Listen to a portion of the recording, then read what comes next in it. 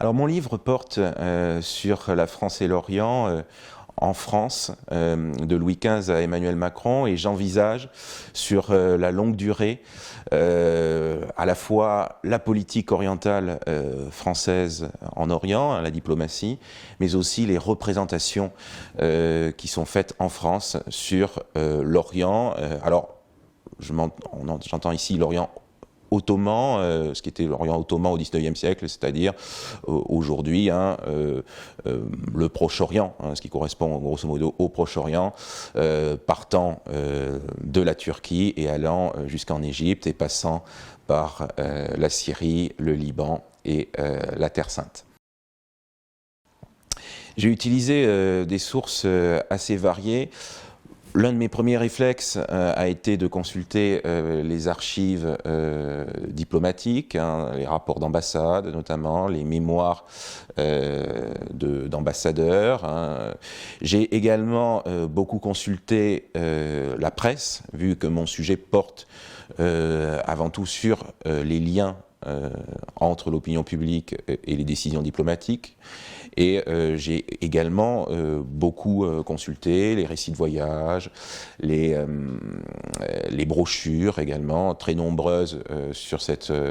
région du monde, ainsi que des sources un petit peu plus, qui permettent de faire de l'histoire un petit peu plus quantitative, notamment tout ce qui est les souscriptions, lors des mobilisations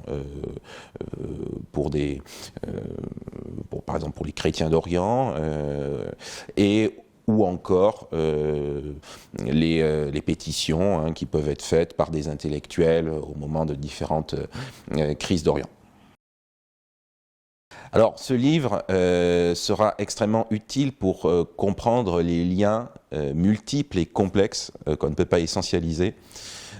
entre la France et l'Orient et le Proche-Orient depuis le XVIIIe siècle. Il permettra de découvrir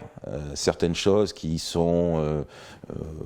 à la fois connues, mais qui ont été un petit peu aussi en partie oubliées, et qui font partie de l'imaginaire collectif français. On peut penser par exemple à la mode des turqueries au XVIIIe siècle, qui façonnait l'élite, ne serait-ce que dans la musique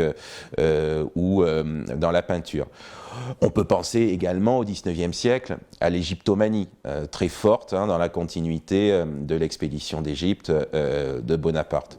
Et pour les périodes les plus récentes, ce livre permettra également de comprendre comment le Proche-Orient actuel